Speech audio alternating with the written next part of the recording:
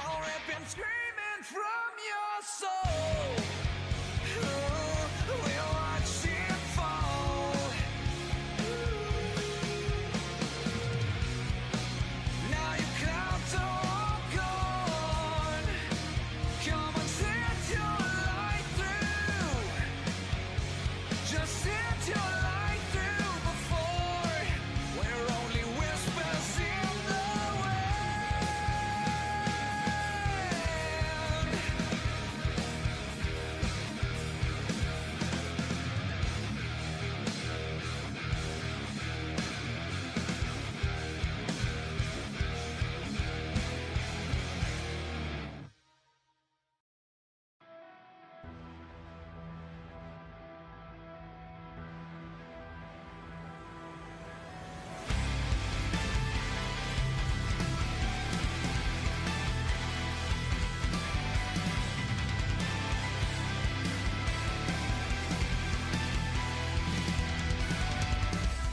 You can turn my world upside down a rush like I've not felt before. I can trust myself. I need you to make it turn. I know.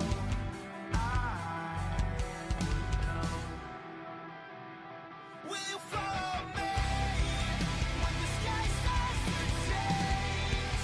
Yeah, we won't be afraid. We'll never be the same again. Will you follow me?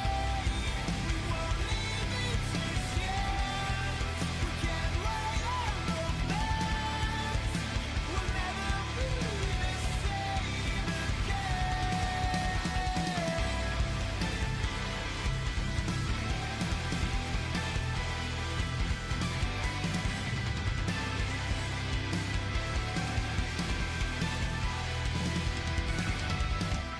I could keep the light from turning into darkness. You'd be my escape.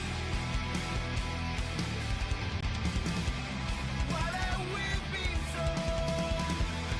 Easy to unfold. Future might seem average, but we're getting close. Will you follow me when the sky starts to change? Yeah, we won't be afraid.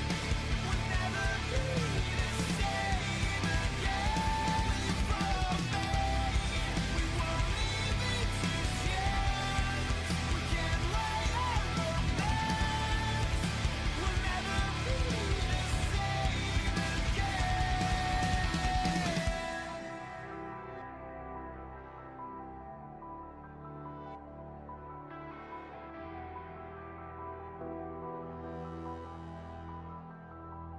Will you follow me when the sky starts to change? Yeah, we won't be afraid. We'll never be the same again.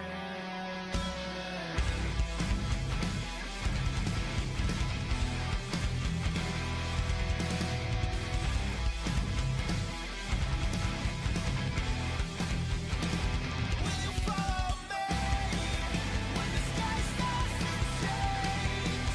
Yeah, we won't be afraid.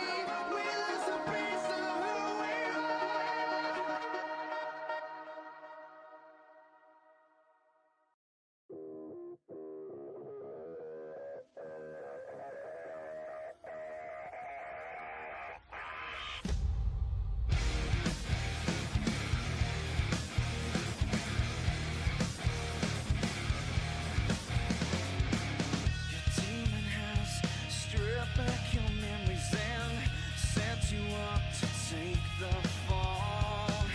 And in your mind, the clouds have been gathering. You may feel hopeless, but I'll never let you go. Fly through the stratosphere and then I'll rip and screaming from your soul. Oh, we'll watch it fall. Now your clouds are all gone. Come and set your light through. Just set your light through before we're only whispers in the wind.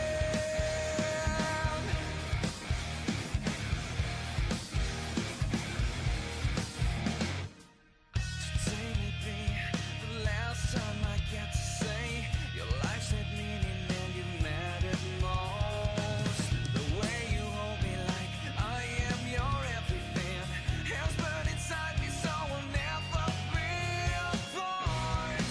Fly through the stratosphere and then I'll rip and screaming from your soul. Oh, we'll watch it fall. Now your clouds are all gone. Come and set your light through. Just set your light through before we're only whispers in the wind.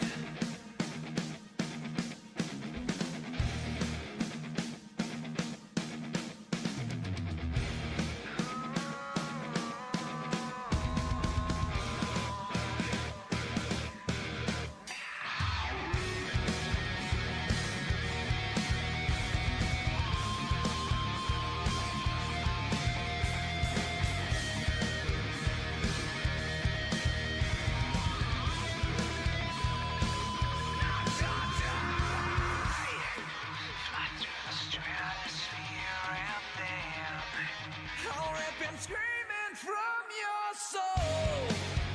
Oh, we'll watch it fall. Now your clouds are all gone. Come and set your light through. Just set your light through before we're only whispers in the wind.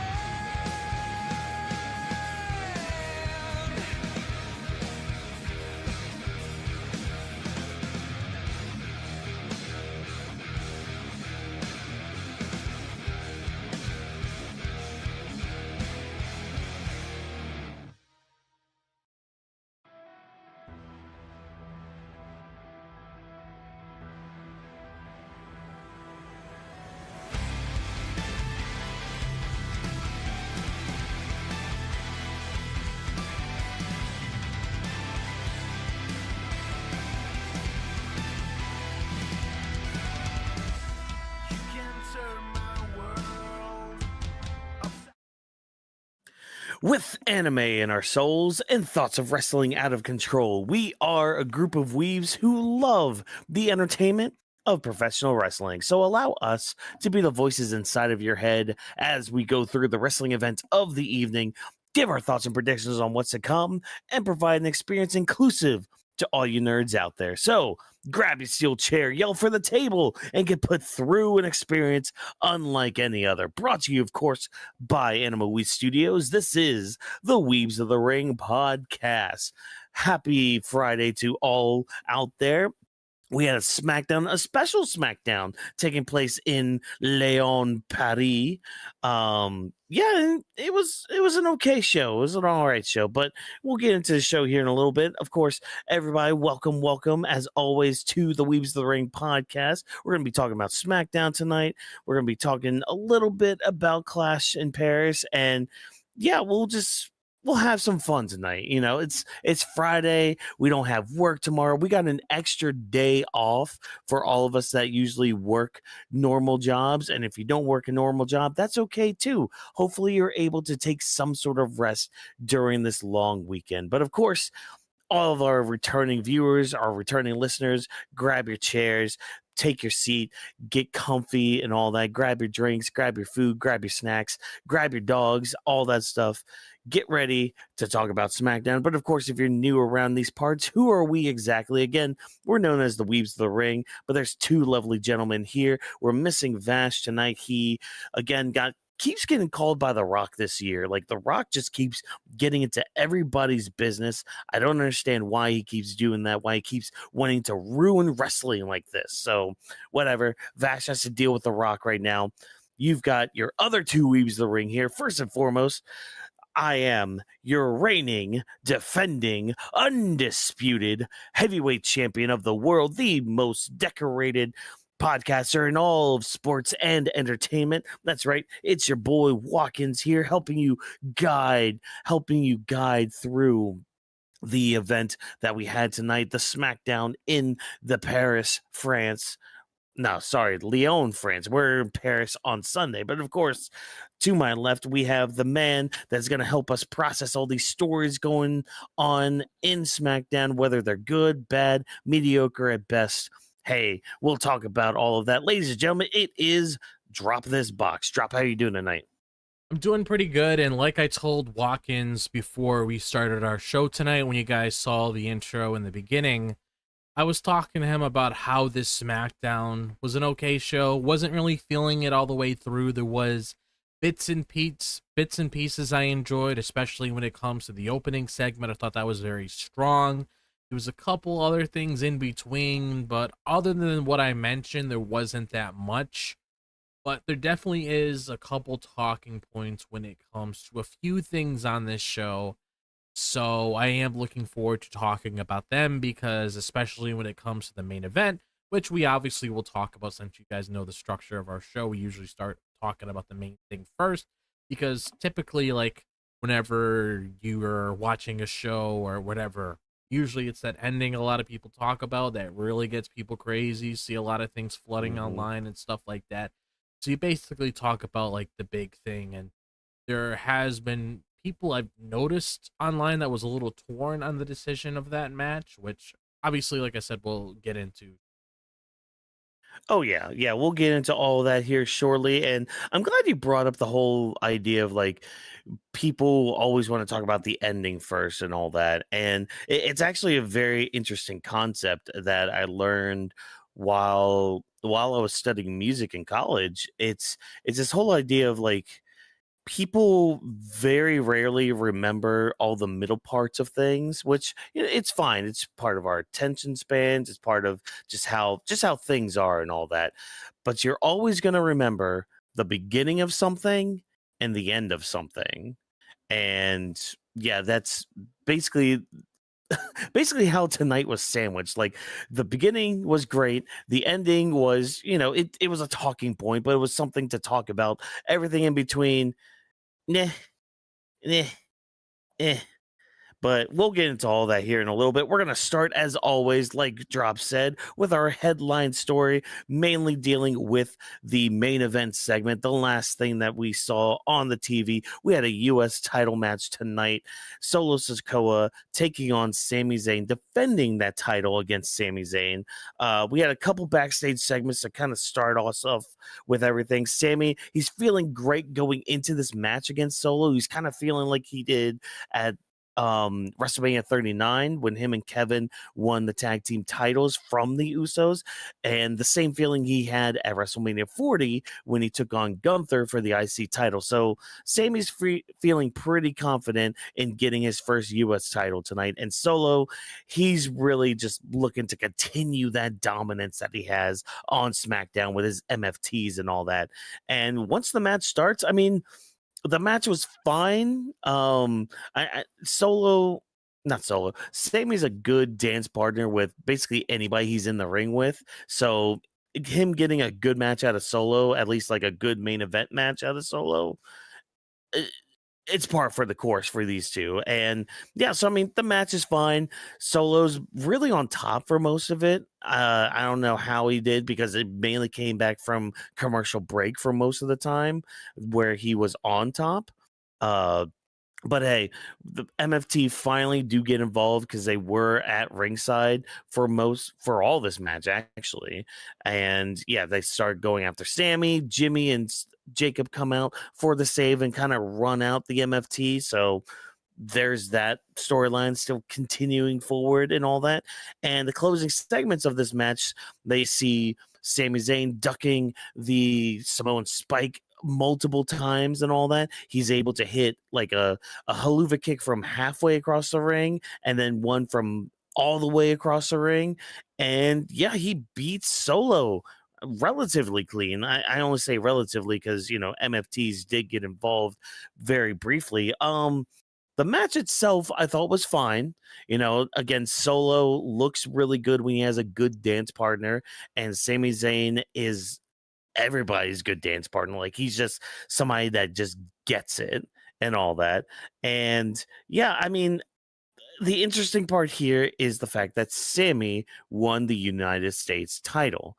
Uh on one hand, I'm fine with this, but on the other, it's odd timing because like the story you would think would be still Jacob trying to get the title from Solo, but I don't know if this is gonna turn into like a big old like fatal four-way war kind of thing because you know now that the title's off of Solo, oh well, Jacob wants it, Jimmy wants it, Solo wants it back, and all that. So I don't know where we're gonna be going with this, but I'm let's start the conversation off here. Drop. How did you feel about the match? How do you feel about the booking decision? And especially with this hot crowd loving Sammy and all that. How did you feel about this match?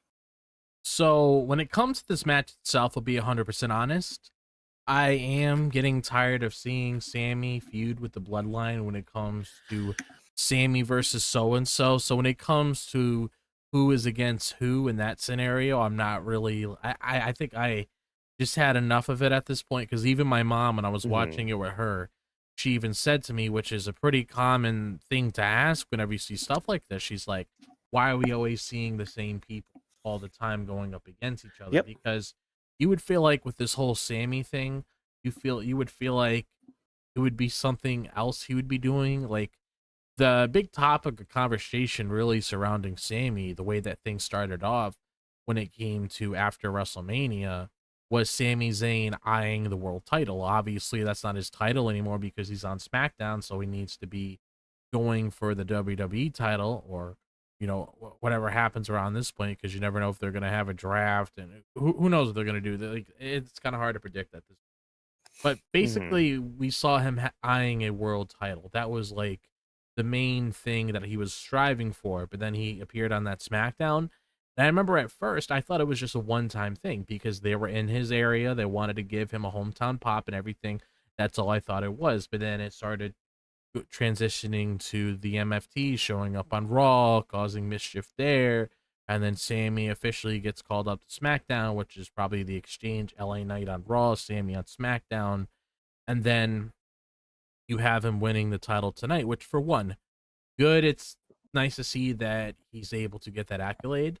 It's nice to see that all he really needs at this point to really complete the big puzzle is winning a world title so he could become a Grand Slam champion, which I feel like that's probably one of the biggest questions I'm asking moving forward. Is that still in the cards? Is it somebody else? Because that's who I thought initially it was going to be when we were heading into WrestleMania. Like before Sammy came to SmackDown and everything, I thought it was going to be Sami Zayn versus Seth Rollins at WrestleMania next year for the title, with Sami Zayn winning the Rumble in Saudi, which would be probably the perfect thing to do there, and then have him, you know, get that title there, which could still potentially happen, but at the same time, I don't know because it kind of seems like they're drifting away. Maybe they have something else planned.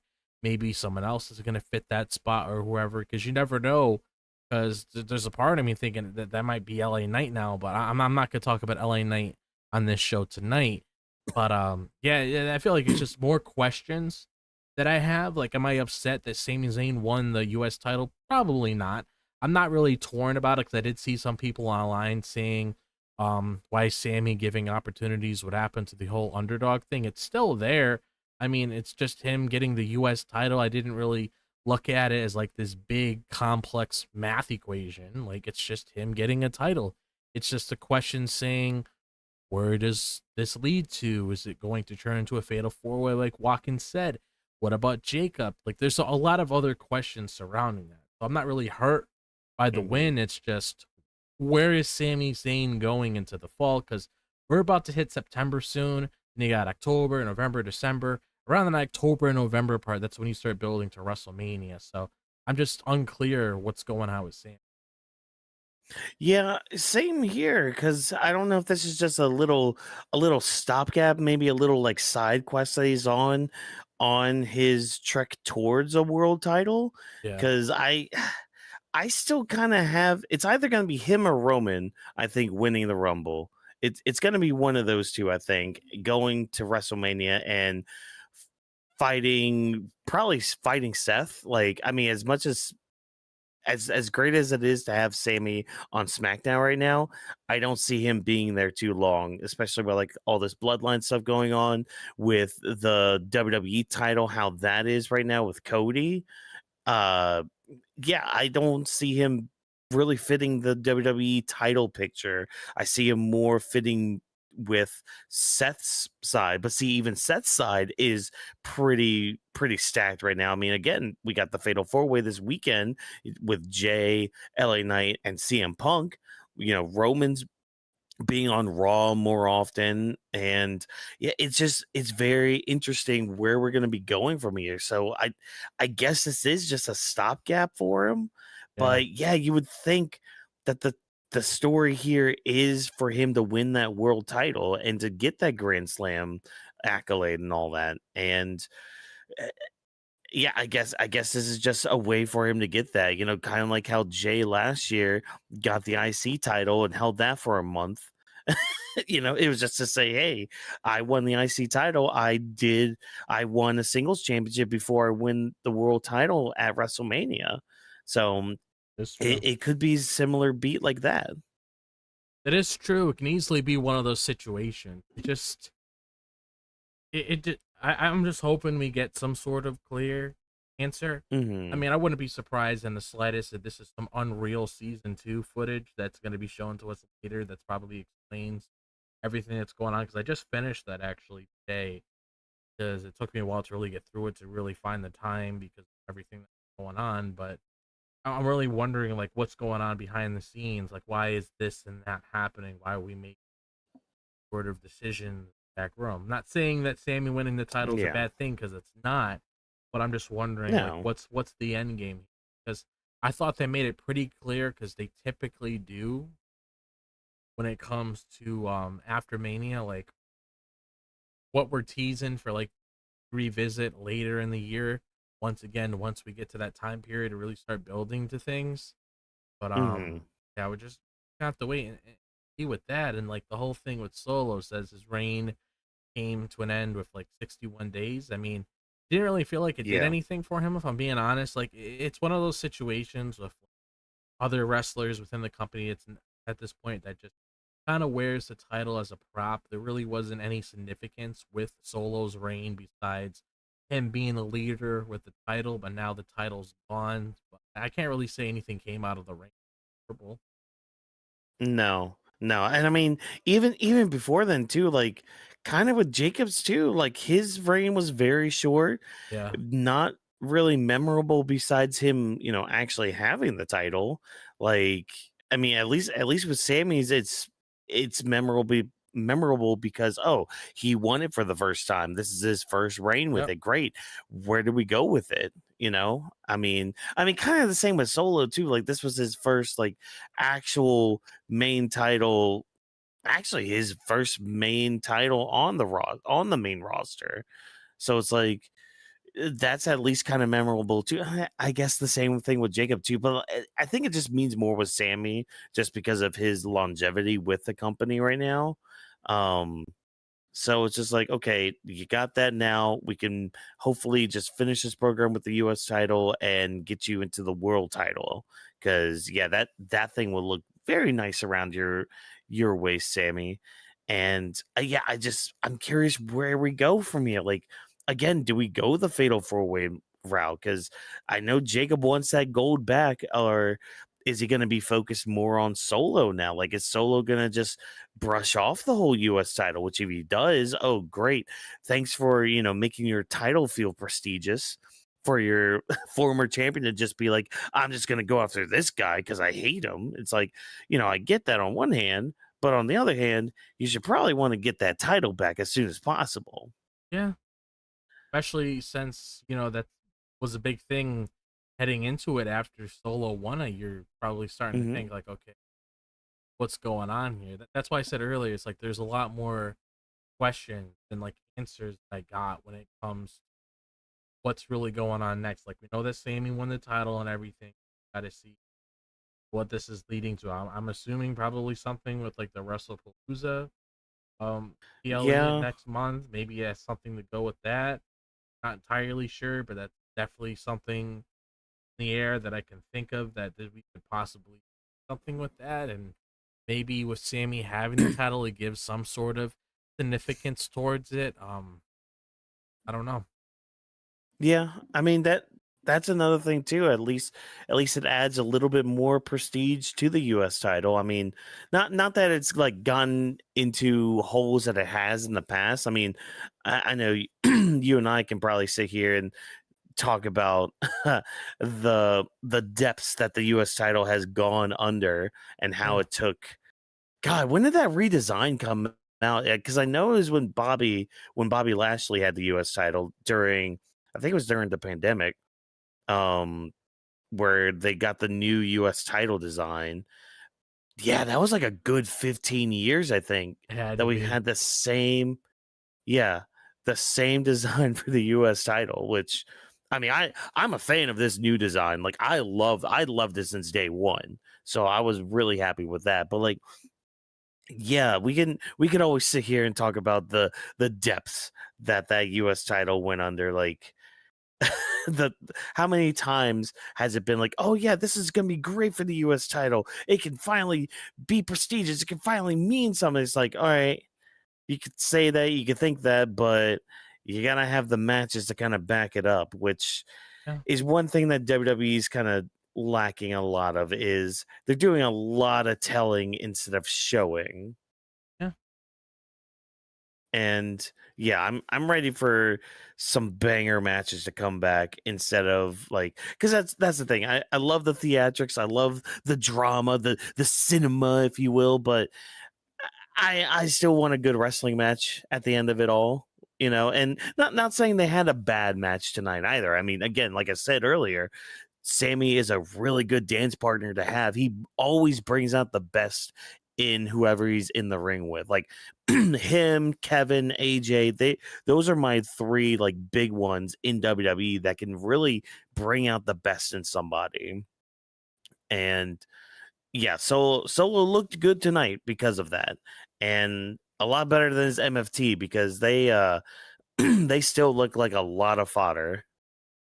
Yeah, I don't really know what we're doing here because it's like you would expect, Yeah. someone like Hikuleo to look like a legitimate threat, but then he gets outsmarted sometimes. And then you have Tongaloa is just there for the meme and everything. And then JC Mateo is supposed to be like this big dominant force, and we know he is like that outside of WWE because we've seen it before, but they're not really showcasing that well on television because even had people last week chanting you can't wrestle to him, which I know isn't true because the guy does know how to wrestle, he does know how to put on good performances because we've seen it outside of this company. So it's like you got to Yeah. really bring that out. You have to bring that out to let people know like who this guy is and everything because you can't have like these people look big and intimidating and not have them do anything at all because you got Bronson Reed, Mhm. for example, who comes out there, you look at him, he's going to mess you up. He hits you with a tsunami, you're going to be out for a good 2-3 weeks or so. And then Braun Breaker, I mean, the story writes itself there. You see him go out there, he's going to inflict damage. You don't really need to question what sort of decisions he's going to make because he's usually on the money with everything. So at least with the two people in that group, you could take them seriously because they built them in a way where you know what they're capable of, especially if they're together. Like, they create a lot more destruction this way. But with like the MFTs using them, to like make a comparison now. I mean, they're not really doing anything this like at least when No. Roman was the big honcho, his guys were standing out. Solo, ever since he became like the big leader in these things, his guys haven't been standing out that well. Well, see that's the other thing too. Like when you compare both groups, I'm glad you brought up like Roman's, bloodline and all that, because like when you look at these two groups side by side, literally with Roman's group, everybody had a personality to them. You had Roman, the tribal chief, the leader. You had Jey Uso, who was like the second in command. He was a little more energetic, I guess, than the others. Like he was more of like, all right, I'm gonna do the things for Roman that Roman shouldn't be asked to do and all that. Jimmy, he was there with his brother. He probably had the less personality of the bloodline and all that, but that's fine because he was part of the tag team group with Jay, so he was always Jay's backup. He was the guy that helped Jay and everything. And then he had Solo Sikoa. He was the silent enforcer, the badass, the guy who always got shit done. Literally, the guy who also, like, I saw a tweet about this earlier. He pinned Roman. He's pinned Roman before. He's pinned John Cena before, and I'm pretty sure he's pinned Cody before. Now look at him. Like, and don't get me wrong, like his personality has at least come out in the recent months and all that, but like a little too late because like the guys that are surrounding you have almost no personality. And I'm almost thinking it's just like it's one of those things I think where it's like they're told not to have personality so Solo can stand out, because I'm sorry, Dublin, how dare you chant "You can't wrestle" to JC Mateo? God, that when I heard about that, it about pissed me the fuck off. I'm like, how do you guys not have the internet over there? Do you guys not try to do any sort of research on somebody that you might not know about? Like even just light research. You could just look up Jeff Cobb, one thing online, and you can find something really great. And yet you're going to sit there in your overpriced seat and say you can't wrestle. It's like, nah, you're not being funny. You're not being cute. You're not being smart. You're being an idiot. Like, God, that alone just pissed me off when I heard about that. Like, but see, the thing is too, WWE do this. Like they're the ones that are doing this to these talents. Like they're cooling them off just to build them back up. Great example, and we'll talk more about him later. Carmelo Hayes. Like that whole tag team he has with Miz, he's finally getting something after what literally a year ago he was having that best of 7 series with Andrade. Yeah. Then they cooled him off and now they're starting to build him back up. Like what the hell, man? Like we're gonna keep doing that with Hikuleo and JC, and I'm fucking calling him Jeff Cobb. Fuck the JC Mateo thing. Yeah, I'm on fire right now tonight, chat. I really don't care. I don't care. WWE is like screwing these guys over, and they're a lot better than what they're given. Yeah. Should be more on the table, but I mean, what are we doing here? Yeah, exactly. Like what exactly are we doing here, man? But I mean, again, it's good to see Sami with a title, because I think it was commentary did mention something about him not holding a title for what was it? It's been a hot minute. Like it's probably been since those tag titles that he Yeah. held with Kevin. Yeah, which good on commentary. The story with all this being, Sammy's always been close. Shoot, I wish I wrote this down. With I was unfortunately in my car having this on and all that, but like, what's his name? Wade Barrett made a good statement about Sammy. It was about something about him being like the almost man or something, or like the nearly man or something like that, where like he's nearly at the title, he's nearly at the top and everything. So yeah, I don't know. I went on my little rant. Do you have anything else you want to add to Solo and Sammy's match here and like the U.S. title picture going forward? I think I said pretty much what I want to say. I do feel like getting into the next segment comes to what transpired Mm. with Drew McIntyre and Randy Orton tonight. Oh, yes, yes, yes. So out comes Drew McIntyre, big old daddy Drew McIntyre, getting out to the ring, to the French crowd and all that. And he's not here to waste any time. He wants Randy Orton to come out. He wants to talk to him. He wants the crowd to sing Randy Orton out there. And of course, the crowd do sing him along. Love to hear the French crowd singing Randy Orton's music because, hey, the French crowd knows how to be at a wrestling show. I'll say that much. They at least the French crowd made this SmackDown a lot better than it had any right to be. I'll say I'll just go out and say that right now. But of course, Drew McIntyre is trying to figure out why Randy Orton attacked him last week, and mainly trying to see what the core reason was. Like he's saying, okay, if it was for you, like if it was because I embarrassed you at SummerSlam and beat you up and all that, that's fine, that's fair. I'll give you that. But if you're doing this for Cody because of what I did to Cody, well, you're kind of an idiot then if that's the case. And starts kind of coming down with Cody and all that. But of course, Randy, he keeps it short and simple towards Drew, basically saying, I didn't do it for Cody. And if you think you did that, well, then that means you're an idiot. No, it's because I did it because you're a prick. And that gives a good old Glasgow kiss to Randy Orton. And they have a big old brawl. Randy hits a bunch of RKOs on everybody, as his shirt says. And he goes for a punt kick. Drew rolls out of the ring. They're still bad mouthing each other. I thought the segment was good. And, continuing that feud going forward, I think this is going to be a stopgap for Drew before he gets to Cody. What's interesting, though, is I'm surprised their match didn't get added to Clash in Paris.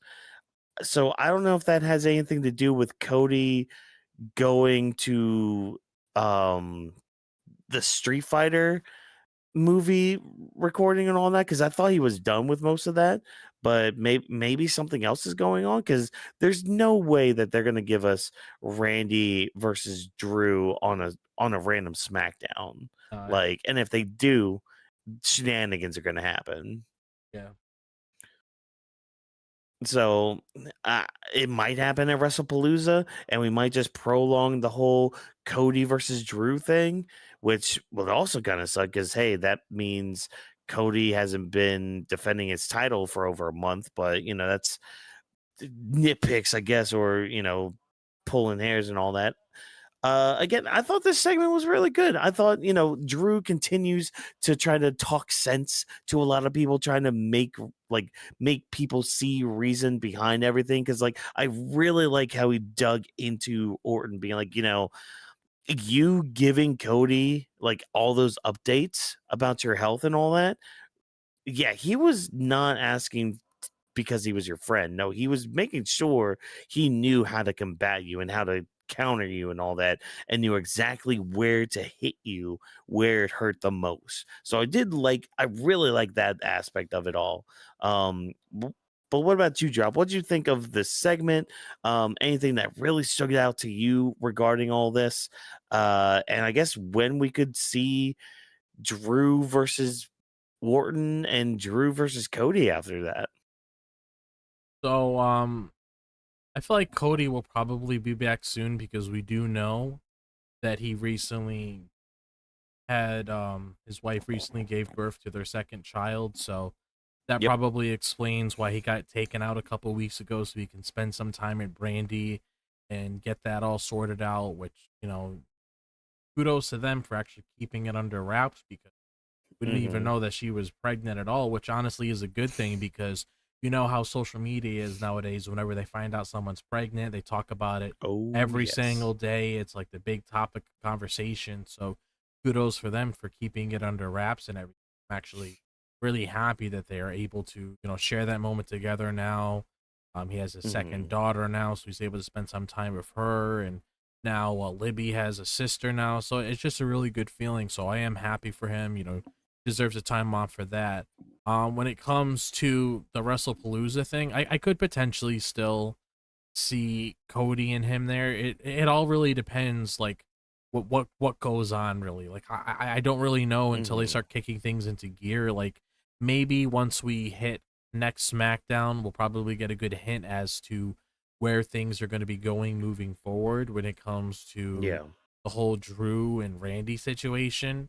Because once we get that established, then we could probably get a good indicator of when things are going to happen between Drew and Cody. Because we know the match is eventually going to happen. We just gotta Mhm. wait and see exactly what that is. So I'll just wait and see like where that match gets announced. But when it comes to the segment itself, I thought it was a pretty good segment. Seeing them in the ring together, basically teasing us a little more about Randy eventually going heel in the near future because Mhm. we know it's eventually going to happen. They're just waiting for the right time to do it. But I do like how there's like that slight tease there. But Randy's usually out there for himself. He doesn't normally do things for people. That's Right. He's made that pretty apparent. Like even when they were heading for like the King of the Ring thing, he made it pretty apparent when he was talking to his opponents, even Cody himself, that he's willing to go lengths if he has to in order to really get back on track again. So I do believe him in that department when it comes to what he's saying with that. But yeah, I thought it was a good segment and everything. I'm just waiting to see like what's the next step here for Yeah. Randy Orton and Drew McIntyre. Yeah, because like that's the thing. Like again, would you have this on a random SmackDown? Would you prolong it towards WrestlePalooza, which again is in about what 4 weeks, 3 or 4 weeks time? Um, yeah, it's like, do we really wait that long for this match, or do we just throw it on free TV for you? Which I mean, on one hand, I wouldn't mind free TV, but this match is kind of bigger than free TV if we're being honest. But we gotta do something for all our SmackDown viewers and everything. Because again, what do you do with the WWE title at that point? I mean, Cody would be on that part-time biz like we kept chastising Roman for and all that. Like we kept wanting to bitch and moan that, oh, Roman's never here, Roman's never defending.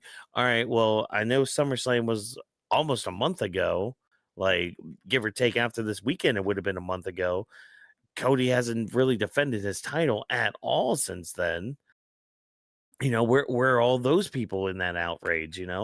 Oh, well, he's at the movies. It's like, okay, great, cool, awesome, but doesn't even have a title match for Clash. All right, fine. And again, like if it's the Brandy situation, that's fine. Again, congratulations on the birth of your new child and all that. But like, yeah, I. I don't know what we're doing with the whole Cody thing, but like with this segment, yeah, it was just really good. Um, how'd you feel about How'd you feel about the little product placement we got with him and Nick Aldis, where it's just like, here, have some Fireball whiskey. It'll be great for you. Like, great product placement, guys, I guess. Yeah, Commercial yeah, ad. yeah. It was all right. It was all right. Yeah. All right. Yeah. Yeah. I mean, that's just the thing, man. I'm more curious where and when things are going with this because this program is good. Like, I do like Drew McIntyre being in this program with Randy and Cody and all that. I think he works really well with them, not only just on the mic, but in the ring as well. So once we get the matches itself, I'm expecting something really good, especially with him and Cody. Like, him and Cody can really put on a classic if they are given the time and the go ahead to put on a banger of a match. So um as much as I would love Drew to win that match, it would be Cody winning. Like I don't see Cody dropping that title at least until Mania, but that's because again, like what is even his path towards Mania? Like I know it's very early to be talking about Mania and things can change and all that, but like this is when we start setting all that up. Like I'm wondering if this is all leading towards him and Randy at Mania then. Yeah, it could either be that, it could be him and Punk. Either one of those. Yeah. You never know with the Yeah. draft happening. Yeah. It might be Randy. We might be setting up that Randy turn like around Royal Rumble season. That's the case, then at least it's a story I can sink myself.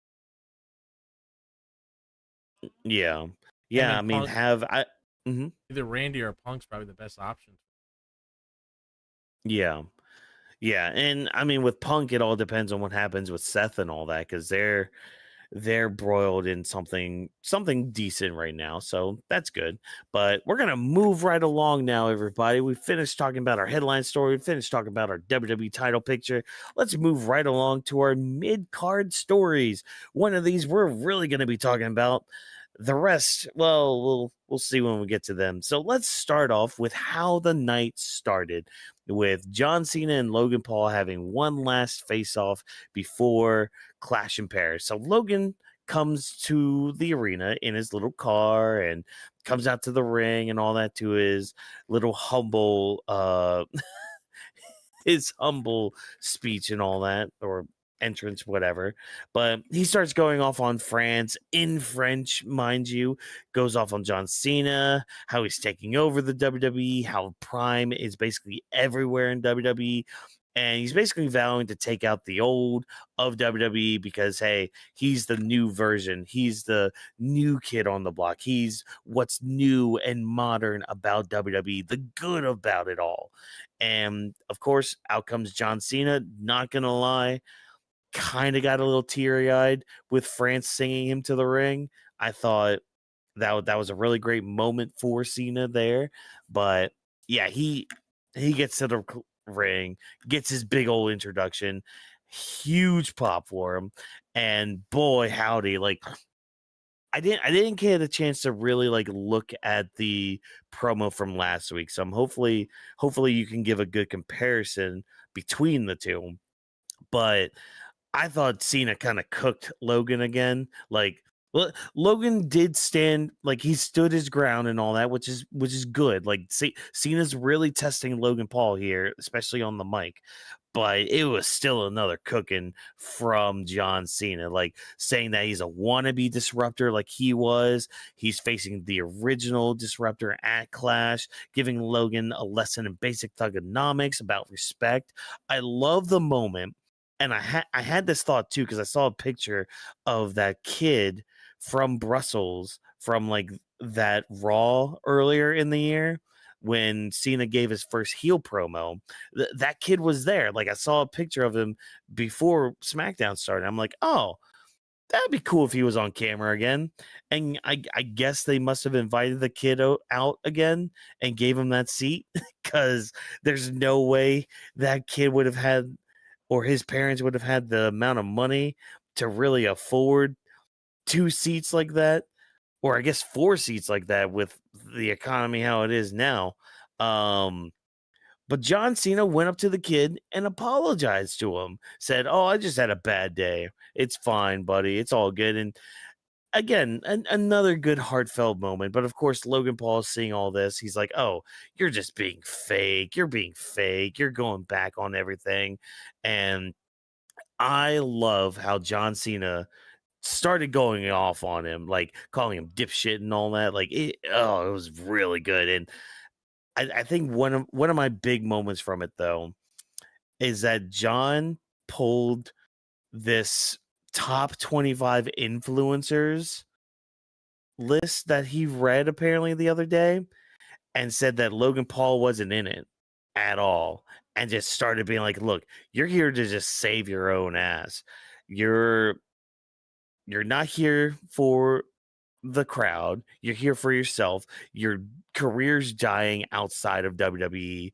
Wrestling is going to ruin you and all that. Like, oh my god, this was just really. I thought it was really good. Like again, I didn't sit down to actually listen to his promo last week, but I did see like the Prime bottle moment at least where he cooked Logan there. Which again, I thought he cooked. I thought he cooked him there too. And this week I thought was another cooking from John Cena. But great opening segment between the two. He just leaves the ring, leaving Logan Paul in a little mess like that. But yeah, again, I thought it was a strong segment. I'm still in the boat that thinks Logan Paul is going to win on Sunday because of shenanigans, but we'll cross that road when we get to it. But talk to me about the segment. How'd you feel about it? Any emotions that you felt from it? And I guess how would you compare it to last week's cooking that John Cena had? Oh, I thought he went the extra mile with it. I really thought that Mm-hmm. he put the nail in the coffin here when it comes to what he said in Paul tonight, because that was one of the things I was looking forward to with this feud when it comes to John Cena and Logan Paul. I wanted him to really test the waters of Logan Paul, try to push him to go the Mm-hmm. extra mile himself when it comes to the sort of position he's in right now, because Logan Paul is in a feud with John Cena. Probably going to do wonders for him when it comes to him person, when it comes to him and the media feeds and everything, because like I get it, Mm-hmm. there's people out there that don't like Logan Paul, but me and Watkins come on here because it is our job to talk about the shows every week, and we include him in the thumbnails. We talk about him on the show because he is relevant to the conversation. We can't just be like, Yeah. okay, Logan Paul's on the show tonight, me and Watkins are gonna skip the conversation and focus on Chelsea Green and Alexa Bliss match. Like, no, there's actually substance here. There's actually things to talk about. Like, it's especially if you're doing this, like you gotta like keep things Mhm. 100. You gotta do things and play by the book. Like Logan Paul is a great thing for WWE. Logan Paul is saying those things because he's a heel. That's what heels do. They try to say things to get under your skin. Like when I was watching Unreal, they were talking about heels one of those episodes. Heels basically do things that make you not like them. They all these different kinds of things Yep. that piss you off. They don't do things that you want them to do, like John Cena when it came to the new entrance music and look. He didn't give that to you because he knew you wanted that just to piss you off. That's why he's saying that WWE, he's carrying them on his back when it comes to ESPN, when it comes to Netflix and all these other things, and he knows that's gonna get under your skin. One of the things I want to compliment him on Mhm. tonight is the fact that he wasn't rattled by the audience, because the Yep. audience was very loud when it came to Logan Paul trying to talk. They didn't let him get a word in. He wasn't rattled. He kept going and going and going and going. And that's something that's good that he learned, just to keep up with the pace, because as a babyface, obviously you want people loving you, but as a heel, you want a lot of people not liking you. So if Logan Paul is doing exactly that, then he's doing a good job when it comes to the sort of character that he's playing. And I like the things that John Cena said to him, try to bring him to reality, saying, all these things that you did, I used to do back in my prime. I used to say this, I used to say that, saying that you're not a top 25 influencer like people like, I Show Speed and Kai Cenat and all these other guys.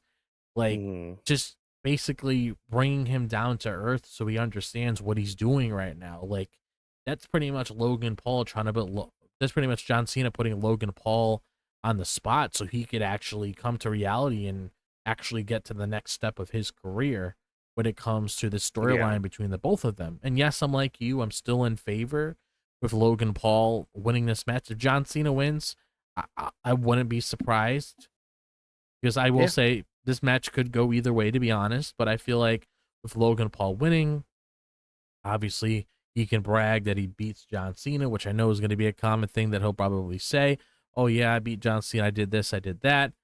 But it would also just be nice to really see, like, okay, like, what are you willing to do to John here to really show why you belong in the spot that you're claiming that you created. Like, you created this whole Yeah. new realm for the WWE ever since they had that Netflix premiere back in January and everything else that fell throughout the year.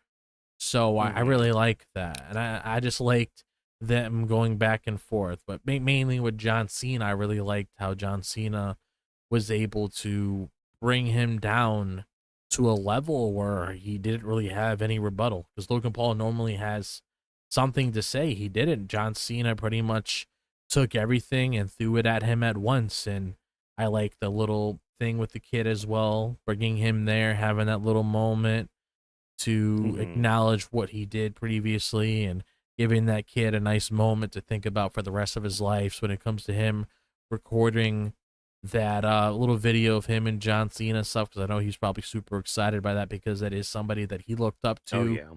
Looking at their faults, willing to admit when you did something wrong, you have a bad day, like John Cena said, trying to really bring Logan Paul out there, because he does have potential to do many things. It just depends what he's going to do and how he's going to create that future that he wants.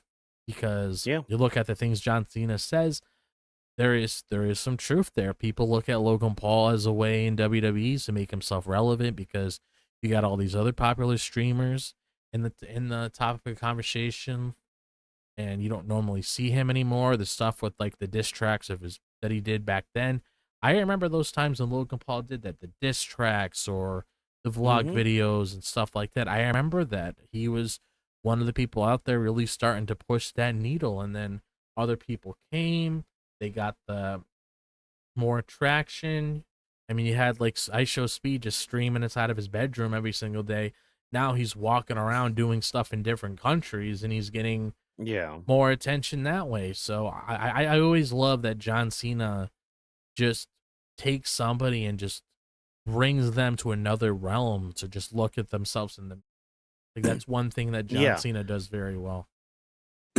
Yeah, and it's one of those things where it's just like, okay, especially when you're a young talent, because like you look at this stuff with like Logan Paul, and then you think back to when John was feuding with Austin Theory, and you see just kind of like the sink and swim mentality that John has with these younger kids.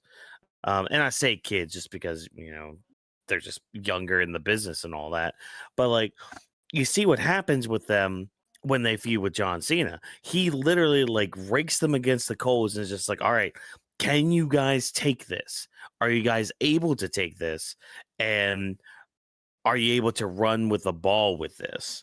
Especially if they win, because like when we look at how Austin Theory won, what happened mostly after his win?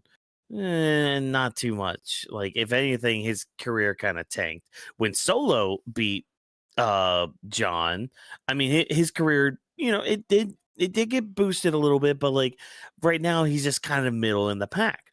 When it comes to Logan Paul, I think he's got the tools to really do what John is trying to get him to do and what he's trying to get him to be. It's just, Logan, are you going to take that ball and run with it? Or are you going to drop it like most of the other people have before you? And I think Logan Paul is at least in that mindset that he can at least succeed a little bit more than the others have. I think because that's the thing. We've said that since he's debuted with WWE. He's got that factor that he just kind of gets the business. And you kind of have to be an asshole to kind of get the business in that aspect. Like, don't get me wrong. Not everybody who's a wrestler is an asshole, but there is that level of ego that you have to have in order to be a professional wrestler. Because like, you have to believe in yourself. You have to be cocky. You have to like have that feeling in yourself that like you can push yourself. You can be the best that there is. And yeah, with a mentality like that, and with somebody like Logan Paul, yeah, they can really do some wonders in a company like the WWE. It's just, after this feud with Cena, how are you going to do this? How are you going to excel yourself? How are you going to be greater than all of this? And even if it is by shenanigans, that's fine too. Because again, like we've said, he can still hold that victory over John Cena for months, if not years of his wrestling career, and it would be fine because again, he's a heel and all that. And even if he does turn face and people start really liking them again, because like a lot of people did like him when he first came into the WWE. He was a face from what I remember, because that was around that time when the Miz was a face, but that's neither here nor there with that. yeah, it just depends on what he does after all this, you know. And I think that's just going to be the deciding factor of it all. Because, like, yeah, he could win Sunday. That's great. I mean, Austin Theory won. Look what happened to him. Just kind of went down the card, got put in a tag team with Austin, well, not Austin Theory, with Grayson Waller. And yeah, they won the tag titles, but not much after that at all. So yeah, I'm excited for Sunday. I think they're gonna put on a really good match. Um, whatever happens at the end of it happens. I'll more than likely be fine with it, even if it is Brock Lesnar coming back and screwing over John Cena, because hey, at least that pushes that story. And like Drop said, I may not like something, we may not like something, but we'll still be here to talk about it, you know, and give you our thoughts and opinions on everything, because that's just what this show is. It's just gonna be us being honest. Yeah. Yeah. So, but you know what? I'm glad he brought up two other ladies, because I'm ready. I'm ready to talk about some of my favorites. I'm ready, man. We had Chelsea Green taking on Alexa Bliss tonight. Two of my, you know, my, and especially, I mean, I'm wearing my Alexa Bliss shirt tonight, so there's one thing about that. Now this was supposed to be a match for the women's tag team titles, but unfortunately, like, commentary had mentioned this earlier too. Apparently, Piper Niven wasn't medically cleared for this match, which I'm assuming it's either that or maybe there were some issues with visas or something. I'm not really sure on that, but I will say this. So again, since we didn't do SmackDown last week, I did see slash hear that Piper Niven did get a win over Charlotte. Yeah, she did. That's big. Like, I don't, whether it was shenanigans or not, that's still a big win for somebody to get one over on Charlotte Flair. Um, but I think that's how this match got set up, mainly because they're also, you know, feuding and all that too with the Secret Service. But so we were supposed to get a tag team match for the titles, and as the champions are coming out, Chelsea Green and Alba Fyre attack the champions and kind of take out Charlotte Flair. So now we have a singles match between Alexa and Chelsea. And I mean, a very competitive match between the two, you know, Chelsea finding any advantage she can to get one up over Alexa, and of course Alba Fyre running interference as much as she can to help Chelsea Green get that upper hand. But of course, Alexa is able to, you know, counter a lot of the stuff. A nice little sequence with like standing switches and all that, which actually leads to the finish of the match when Alexa rolls up Chelsea for the win, getting the quick 1, 2, 3 and all that.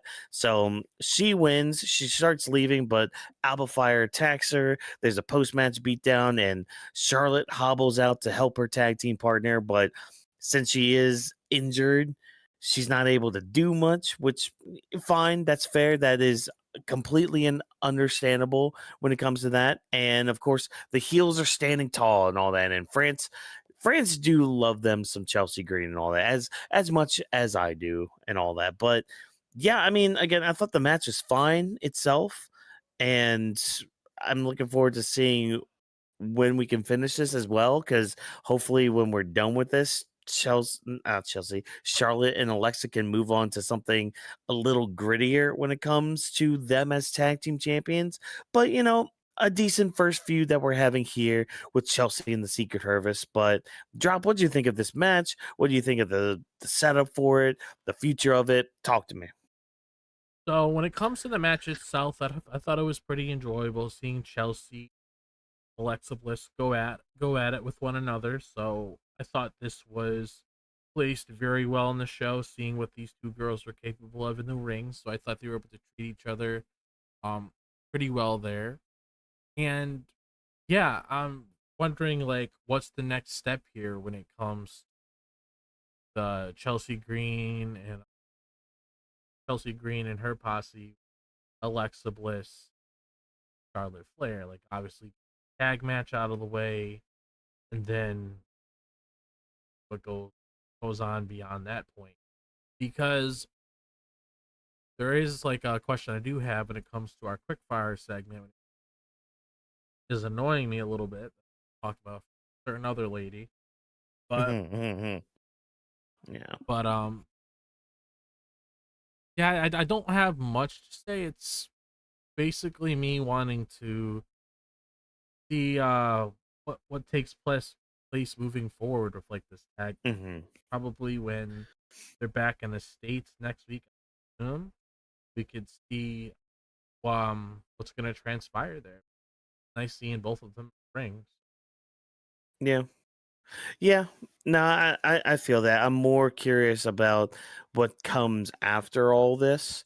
Whether, because I don't think they're going to be dropping to the Secret Service. I Oh would I no, would actually legitimately be shocked if they do. yeah, I'd be shocked. But yeah. Mm, Yeah, I'd be shocked. I mean, I hope that doesn't happen. Charlotte and her. yeah, especially as a team, and that's nothing against the Secret Service either, because they are they are a fun team, they are a fun faction and all that, but against Alexa and Charlotte, I don't know about that one, everybody, but it's fine. It's all good. We're still having fun. I feel like Chelsea and the Secret Service are doing a lot more when it comes to NXT stuff, because I have seen some of the segments with her and Ethan Page on NXT. Yeah, And yeah, yes, please, with more of that. Like, give me more. Give me that on the main roster. yeah, Like, that's some fun shit. But yeah, I mean, I'm kind of with Drop on this one. It's just like I'm more interested in what comes after all this. Again, whether it is them dropping to them, Charlotte and Alexa dropping to the Secret Service and starting their singles feud, or if it is them like continuing on as tag team champions and going on to the next challengers and all that. Which, I mean, on that point, who would be the next challengers? They would have to go to like Raw or NXT for that, which is fine. Go to the other shows you're allowed to with with those women's titles. So yeah, we'll see what happens after all that. But of course, when it comes from one tag team, we're gonna move on to the next tag team pictures, because we had a number one contenders match. Now, this one I was surprised that it was actually added to Clash in Paris. So we actually have 6 matches going into Clash now, as the Street Profits took on Melo Don't Miz. And I'm not going to lie, chat, kind of hate myself for not only having to write that name, but even just sitting here saying that name of that team, because it's cringe. It's a lot more cringe than I can usually handle. But I like this. First of all, the match was great too, as well, and we'll get into that here in a second. But I like how throughout the night we had a couple backstage segments with like the Street Profits and Carmelo Hayes and The Miz, and you have Bo Dallas coming in trying to like put a wedge between two teams. One of them being like, oh, perception is all in the eye and all that towards like Carmelo and The Miz, and with the Street Profits, it's more like, okay, we're more blood than you. Like we as in the Wyatts are more close to each other than you two Street Profits are. So what's going to happen if you guys fail yet again?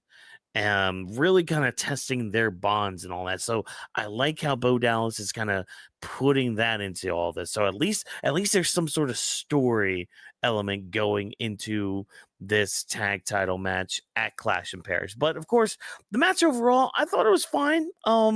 Melo just showing out more and more each week as he's getting the time to be in there. But of course, Miz is going to be the Miz. Blind tags, trying to run roughshod, trying to be the veteran and all that. And I love the closing segments of this match, because we see the Miz and he gets distracted because, oh, the Wyatts are out there in full force and they're just staring down the Miz. And he's shocked, he's scared, he's a little uneased, and now he's on the ground because instead of tagging in his partner, Angela Dawkins comes in, hits the Miz. They hit a big old tag double team move onto Carmelo Hayes. 1, 2, 3. You got the Street Profits winning. They're now going to be facing the Wyatts at Clash in Paris. That match should be really good because I remember their first tag title match was pretty good on SmackDown. So looking forward to seeing who comes out on top there and how we progress any stories going forward with there. But Drop, what do you think of the match? What do you think of the backstage segment? And I guess, since we did our prediction video last night, so, check that out after we're done here. Who do you have coming out on top for this tag team title match that we're now getting at Clash in Paris? So we'll say I'm probably gonna go with Wyatt 6. I feel like they might still retain because it feels like they're trying to do things with a lot of different factions on SmackDown, and there's a particular faction I can see them getting in contact with. They end up transitioning else. I feel like they should Solo's faction, MFTs. Oh, the MFT? Yeah, I can easily see them eventually floating into that because, for one, it would give us something different. It would have Sami go off, fight whoever he needs to with that title on the line. And it would also dive into the whole thing when it comes to the Wyatt 6, when it comes to doing bad things. And there's a whole bunch written over that entire faction, kind of things that they do. So that would be interesting for them to dive into. You have Hikuleo, and then you got other guys around, like guys in the Wyatt 6 that you can really lay out and could work out very well with that. So I definitely do have the Wyatt 6 winning this, but I feel like, well, the match itself, like you said, it was a really good match. Especially love the spots when it came to the crossbodies. That's probably my favorite part of the match for sure. But mainly, especially the ones from Montez Ford, like oh yeah, that man just floats in the air.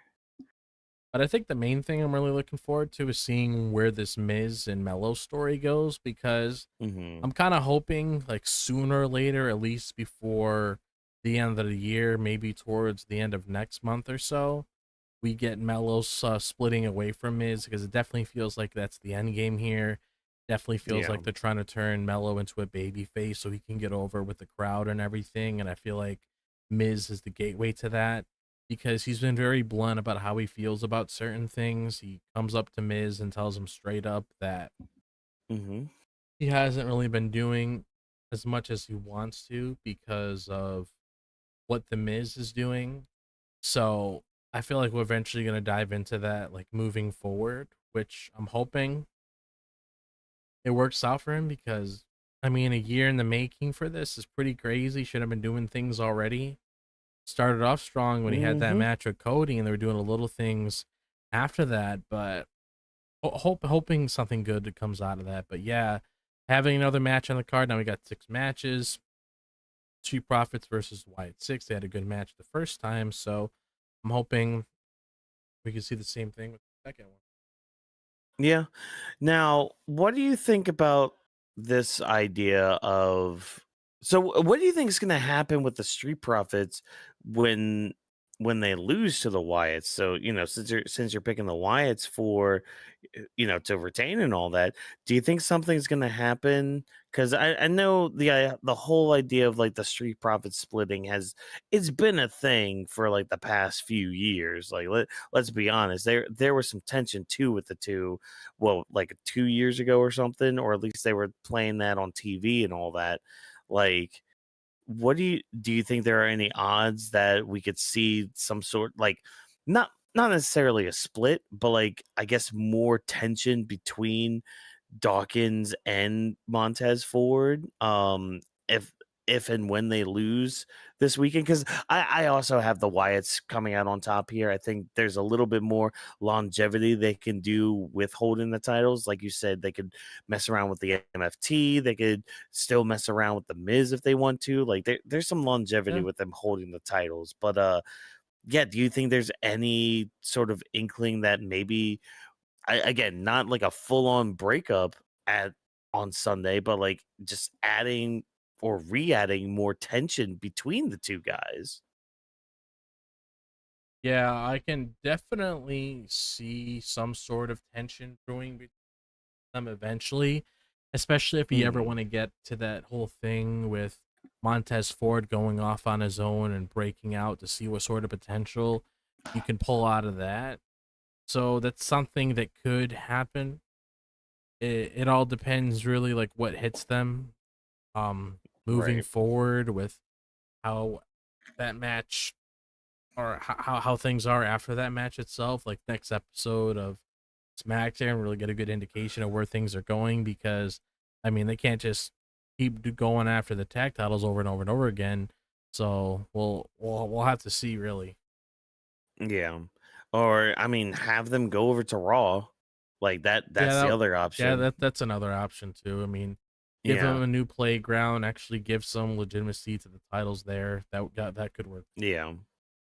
Oh my god, that the Raw tag team title scene needs it. Like Michael Cole mentioned something on commentary. He's just like, "Yeah, I always heard you, Wade Barrett, talking about the tag team title scene over here on SmackDown. It's fantastic." And I'm sitting there like, "Oh, Michael Cole, you poor thing. You're subjected to freaking Judgment Day and their shenanigans every single week. And whether the teams are there, LWO hasn't showed up for quite a long time. Freaking, you got the New Day there, which they're just treading water. The freaking War Raiders are over on Raw, and they haven't done shit for months. But you know, WWE doesn't bench people, so there's that caveat as well. Man, I'm just being hateful with some of these comments. I apologize, folks. Holy shit! But again, kind of being honest with it too. But you know, it's just how I see it and all that. But yeah, I mean, I'm excited for the match. I think the match on Sunday for the tag titles is gonna slap. I think it's gonna be great. Um, really looking forward to seeing what happens with it. And it sounds like both me and Drop are going for the Wyatts to retain. And I mean, I haven't heard anything from Vash. I don't know if he even knows that this number one contenders match happened. So, you know, we'll find out what he thinks about all this, and we'll talk more about that on Sunday. But let's go ahead now and dive into our quick fire segments. Of course, these are always, you know, the segments that are like, you know, quick promo videos in the back, or maybe even a squash match or two here and there. So we have two quick fire segments tonight. First, of course, we have Aleister Black having a pre-recorded promo saying he's basically warned Priest about messing with him and all that, and how he's going to get violent and everything. Priest actually responds and saying he looks like Aleister Black looks and feels educated, and you know, despite all that, he's not me.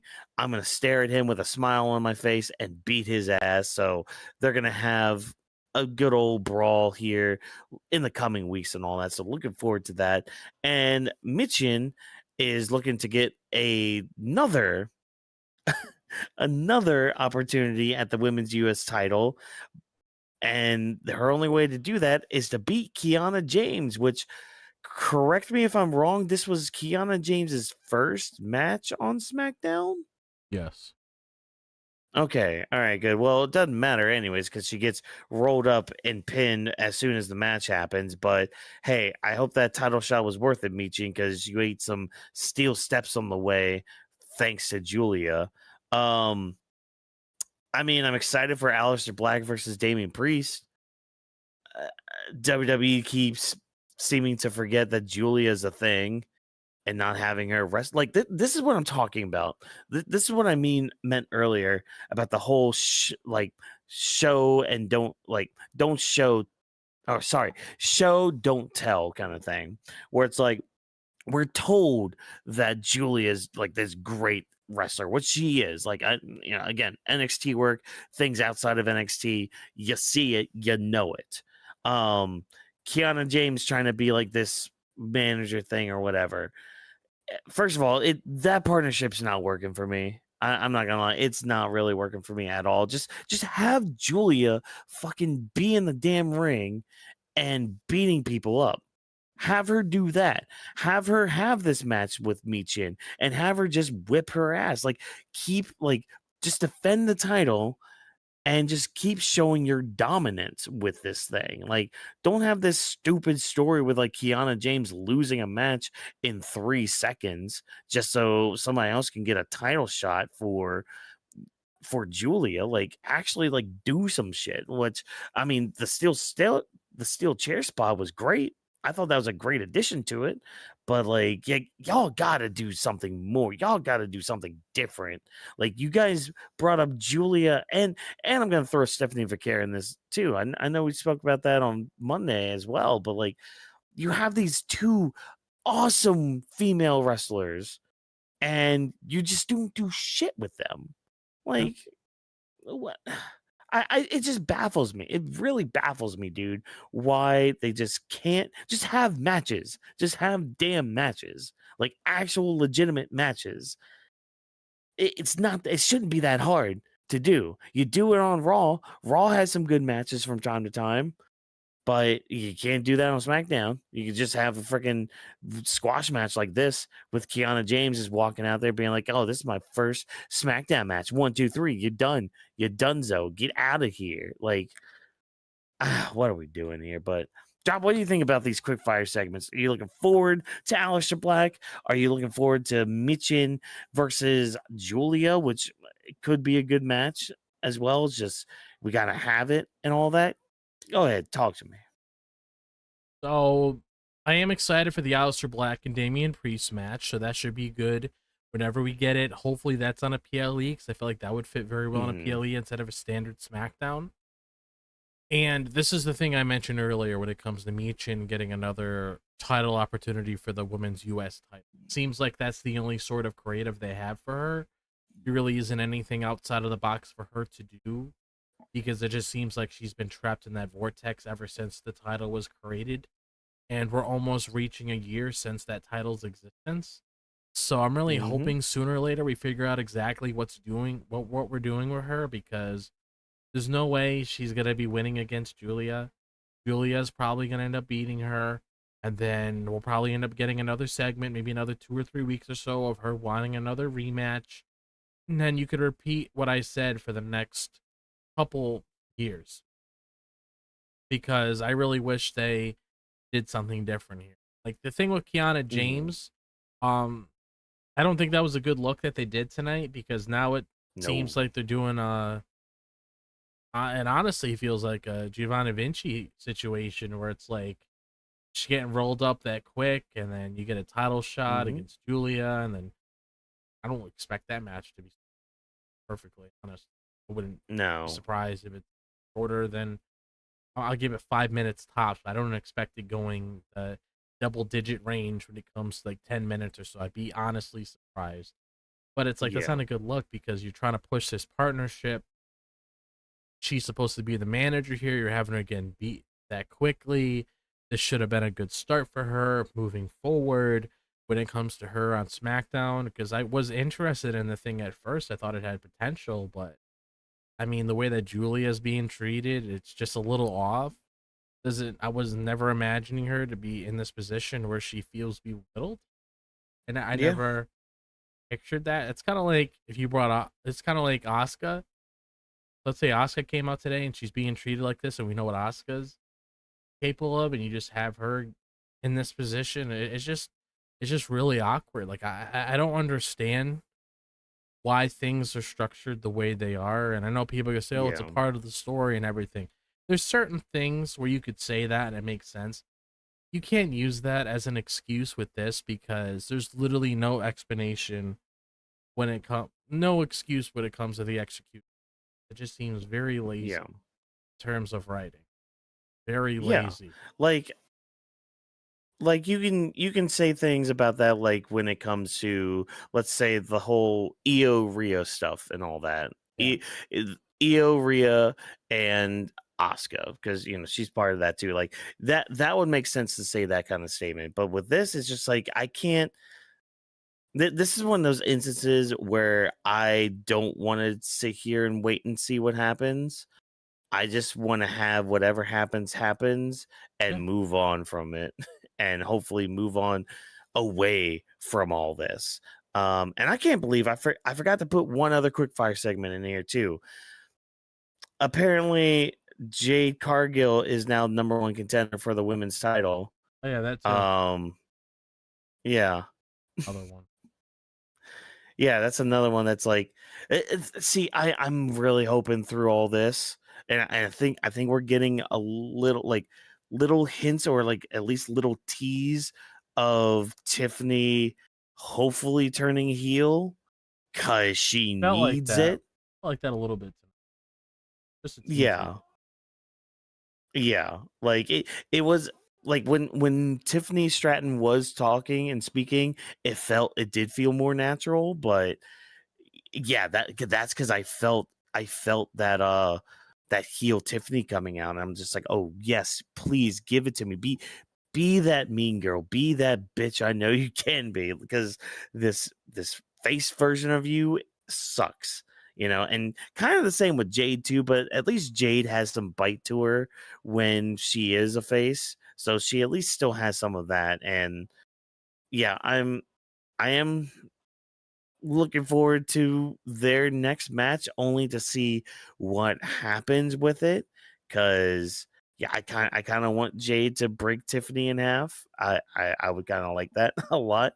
um yeah, but again, like, what are we doing with most of our women's stuff? I'm on one hand, I'm glad that like the women's titles are at least getting a showcase and all that, like that's great and all that, but at the sacrifice of your other 2 women's titles and those pictures, like, I don't know, it doesn't sit right with me, man.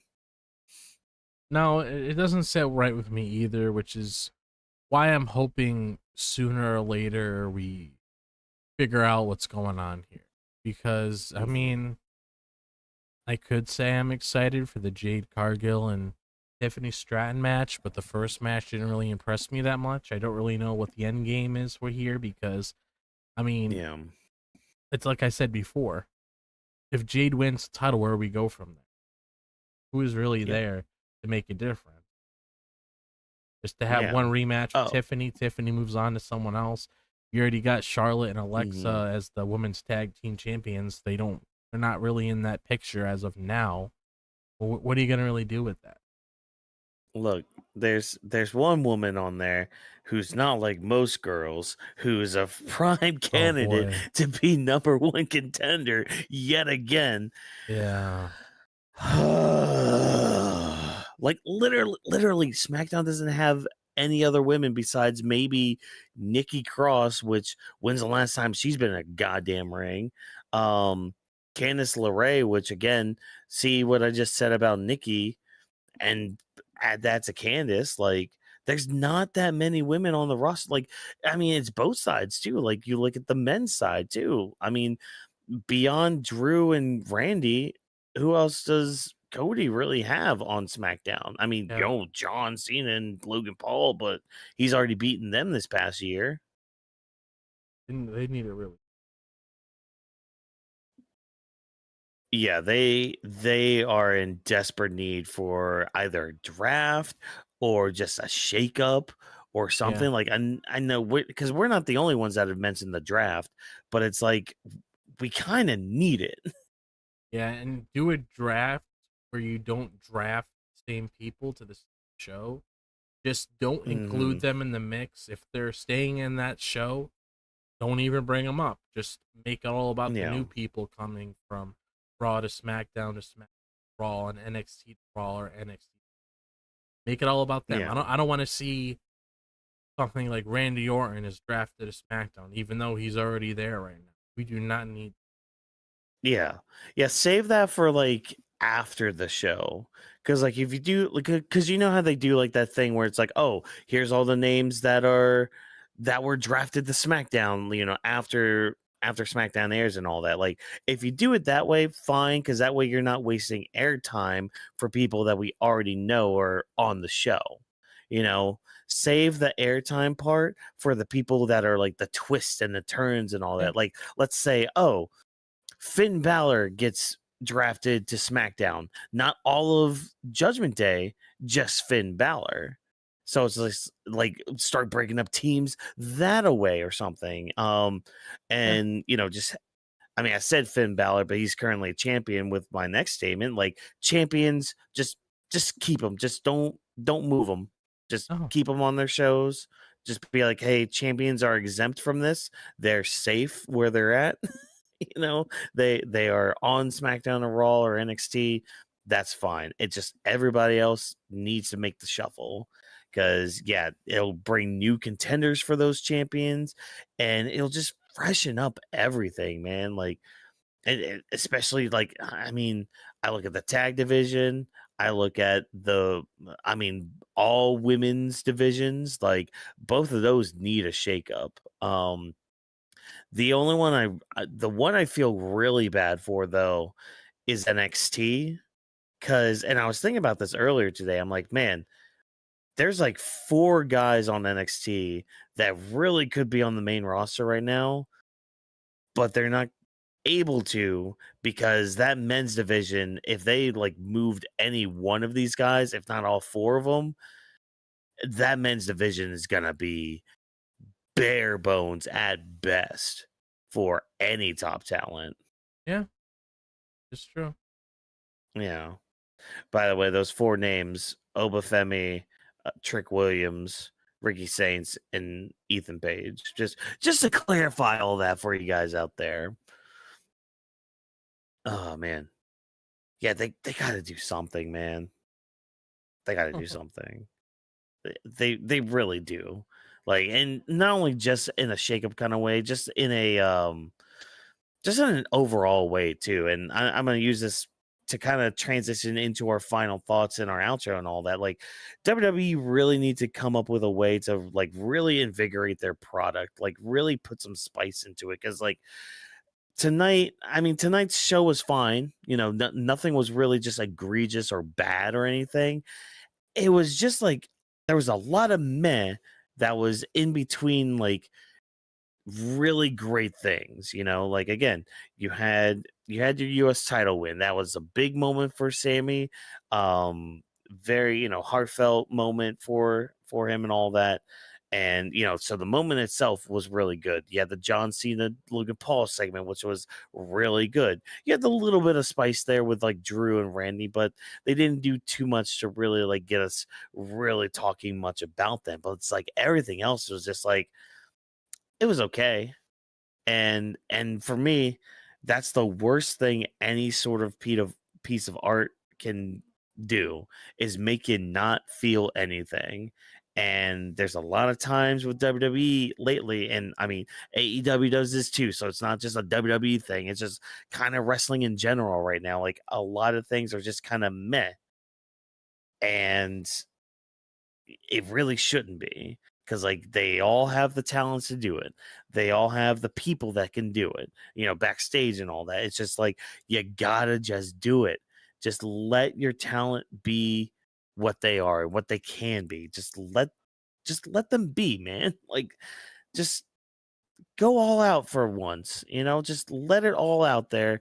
Just have a damn good show. I mean, say what you want about certain AEW spots, because I saw something earlier today before we even got on. Apparently Booker T had some notes about like that gummy bear spot from the lights out steel cage match. Like, on one hand, you know, I get it because it's like it's kind of dumb and all that, but I get what they were going for, because I think there's like a joke over in the UK about like Haribo gummy bears that are Oh yeah. expired being hard as shit. So like I get that part. So there's a part of me that's just like, that's just silly shit, whatever. But yeah, it's just like when you start being just too serious, it just gets, you start losing the plot, you start losing what really makes this whole wrestling thing worth it and all that. But Drop, what did you think of SmackDown tonight? Anything you want to get off your chest? Because I know it's been a hot minute since we've had like a legit show and all that, you know. And don't worry, people, we are going to be getting back into our normally scheduled programming after, you know, after all these breaks and all that. But Drop, what did you think of SmackDown overall tonight? So my overall thoughts on this show, I'm hoping they have plans with a lot of the things that they're structuring moving forward because, like me and you talked about earlier with the whole Sami Zayn thing, is it bad that he won the title? No, I'm just hoping they have a solid direction with him because I can't really pinpoint what Sami Zayn could potentially do moving forward with that outside of, oh, I want a rematch. Like, I'm hoping that's not Mm. a repetitive theme or it's like Sammy and Solo for like the next 6 months or so. Like, I'm really hoping that, we got some solid direction with Sammy. Like, okay, he won the title. Let's prove what he's going to do with it. Let's prove what sort of legitimacy he's going to bring to that title. That's all I'm hoping for Mhm. that. And then when it comes to the when it comes to like the women's US title picture, like I mentioned earlier, I really want to know what the game plan is here because I mean if it was me in the chair writing the scripts and stuff, I would just make Giulia this dominant force. Just put her in the ring with people, have good matches, prove why she's a fighting champion and stuff. And not do the same thing all the time because it seems like they're taking a little bit too long like prolonging certain things like the Aleister Black and Mhm. Damian Priest. As much as I am excited for that, they are prolonging that a little bit too long. I don't know Yeah. why. Like they're treating it like, oh, we gotta wait until WrestleMania to do this sort of thing It's where like, it's no. like these guys could have been fighting each other weeks ago. They could have been Yeah. doing something a long time ago. They could have done something at whatever. There's Yeah. so many times they could have done something that was meaningful here, and I'm just hoping there's solid direction. That's basically like my final Mhm. thoughts in a nutshell. Final direction to see where things play out moving forward with a lot of these things that they're starting when it comes to this new direction post Clash in Paris, because obviously once Clash in Paris is out of the way, they're going to focus on the next direction. So next Friday, you're going to see new stories brewing leading up into WrestlePalooza. See what comes out of that. Which that's going to be something here and that every single week. Oh WrestlePalooza. yeah. I I love how they gave like a serious ad for it and it's just like WrestlePalooza. That's a Yeah, silly name. yeah, I know. I Like, I I can't get behind it. It just sounds like I understand the origins of it. It was an old ECW oh thing, yeah. but it's like you're looking at it nowadays. I mean, it just sounds like something you would put in like a generator online. It's almost like you're trying to Mhm. come up with your username for like your like gamer tag or something, and you put all your favorite things and you click the generate button, and then it's like, oh, you should call yourself WrestlePalooza fan 46 or something like that. Yeah. Legitimacy, it legit sounds like, at least nowadays it doesn't fit. Maybe back then it did around that time, but Mhm. now in this day and age it just feels a little off. I'll just say that. Oh no, no, it's totally off. Like it literally sounds like something. It sounds like one of those events you go to a middle school for. Like, Yeah, oh, here comes the WrestlePalooza. It's just like, oh, that's cute. That's adorable. You little 13-year-old kid. Like, yeah, yeah, not for a professional wrestling thing. no, Like, maybe for like an indie show. I'll give it an indie show kind of thing because I think there was one indie promotion that did use that for a bit, but I mean, I guess WWE was able to now. Yeah, yeah. That's about it, folks. That's SmackDown. That's our show tonight, and believe that's all, folks, as Porky Pig would say. So. Before we head on out, quick little notes here. So we will be live on Sunday for Clash in Paris. Again, not sure what time. Just because we all have our own lives and all that, and with it not only being on a Sunday, but on a Sunday afternoon, yeah, it's gonna be a little tricky to watch it and all that at 2 o'clock Eastern Standard Time and all that. So, either way, we will be watching it. If not, all three of us are here, you'll at least have two of us, which is also a okay standard for that. So, yeah, be sure to, stay tuned to hear when we go live and all that. And the best way you can do that is by following us on all those social media platforms. That's right, your Twitters, your Instagrams, your Vines, if that ever comes back. It probably won't. Don't worry, people. Twitter, yeah, I already said Twitter and all that. Yeah, you got all those handles right there on your screen. You got at Animal We Studio, you got at Legend D Vash, you got Drop This Box, Watkins MW, and of course, Weebs of the Ring. Those are all of our handles on all those social media platforms. Be sure to check all those out. And of course, there is helpful links in the description below for you guys to click on and follow to and be able to hit all those wonderful little follow buttons because hey, I like when they're filled out and they say following, and so does Sydney. Sydney loves it as well. She also loves when you like the stream as well, or the VOD if you're watching this after the fact. Because hey, each like means Sydney gets a treat, and we're already at 3 likes, so that means she's gonna get 3 lovely treats before bed tonight. Isn't that great, folks? So thank you for all that, and she appreciates all that as well. Yeah, I mean, without all that being said, thank you guys once again for taking time out of your day to listen to the Weebs of the Ring podcast. If you enjoyed what we had to say, again, check out all of our social medias in the description below. We are known as Weebs of the Ring on all social media platforms. And also be sure to use the hashtag Weebs of the Ring to interact with us before, during, or after these shows. Because, hey, we love hearing from you guys, the fans, and we love to hear your feedback as well. Because, hey, we're nothing without you guys tuning into the show, and we always strive to be better than we were yesterday. Weebs of the Ring is presented by Animal We Studio. Thanks, of course, to our production team for all the hard work that they put in every single day of every single night of every single year, month, minute, second, whatever have you. They put in some great work for us to do this show, and we appreciate you for all that you've done. Thank you once again for joining us, and remember, as always, no stunt grannies were harmed in the recording of this podcast. Have a good night, ladies and gentlemen, and we'll see you on Sunday for some Clash in Paris. Have a good one. Good one, guys.